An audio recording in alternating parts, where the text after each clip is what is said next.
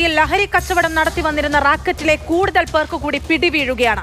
കഴിഞ്ഞ ദിവസം ഓപ്പറേഷൻ തൂഫാന്റെ ഭാഗമായി പോലീസ് നടത്തിയ പരിശോധനയിൽ പിടിച്ചെടുത്തത് 40 ലക്ഷം രൂപയുടെ നിരോധിത ലഹരി വസ്തുക്കളാണ്. ഭീമാപ്പള്ളി സ്വദേശികളായ 3 പേരെയാണ് റിമാൻഡ് ചെയ്തിരിക്കുന്നത്. ലഹരി വസ്തുക്കൾ സൂക്ഷിക്കാനായി കടകളിൽ തയ്യാറാക്കിയ രഹസ്യ ഭൂഗർഭ അറകളും പോലീസ് കണ്ടെത്തിയിരുന്നു.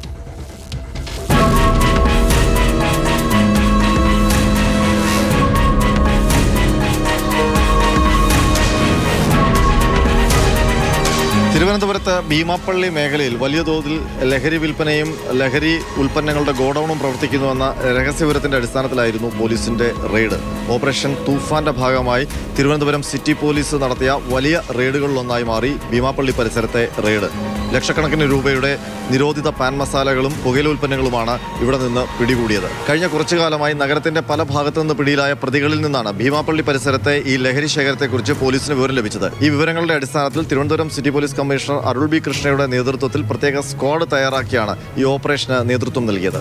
ഇന്ന് രാവിലെ ഭീമാപ്പള്ളി പരിസരത്തെ കടകളിലാണ് പരിശോധന നടത്തിയത്. 35 ലക്ഷം രൂപയുടെ നിരോധിത പുകയില ഉൽപ്പന്നങ്ങൾ പിടികൂടി. കടകളിലെ രഹസ്യ അറകളിലും മറ്റുമാണ് ഇത്രയധികം നിരോധിത പുകയില ഉൽപ്പന്നങ്ങൾ സൂക്ഷിച്ചിരുന്നത്.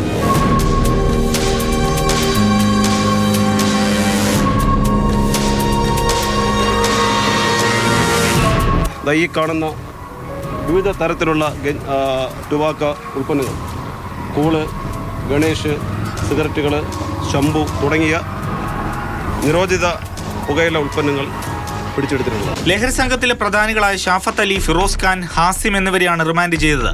കഴിഞ്ഞ ദിവസം ലഹരി സംഘത്തിലെ മറ്റ് 2 പ്രതികളെ പിടികൂടിയിരുന്നു.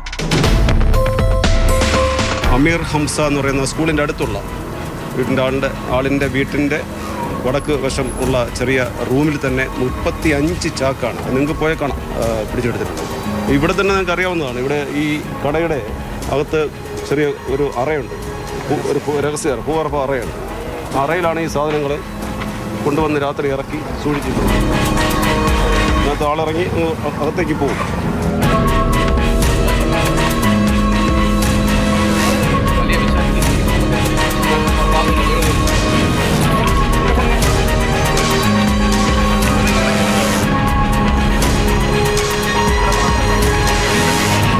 ആ രീതിയിലാണ് ഇവിടെ ലഹരി കച്ചവടം നടത്തുന്നത്.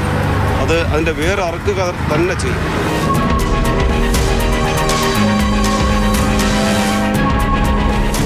$40 ലക്ഷം രൂപയുടെ ലഹരി ഉണ്ടെന്ന വിശദമായ പരിശോധനയിൽ പോലീസ് കണ്ടെത്തിയിട്ടുണ്ട്. മറ്റ് സംസ്ഥാനങ്ങൾ കേന്ദ്രീകരിച്ച് പ്രതികൾ നടത്തി വന്നിരുന്ന ഇടപാടുകളെക്കുറിച്ചും അന്വേഷിക്കുന്നുണ്ട്.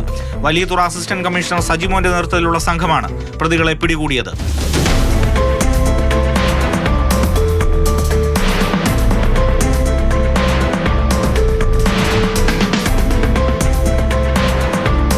മാതൃഭൂമി ന്യൂസ്, തിരുവനന്തപുരം.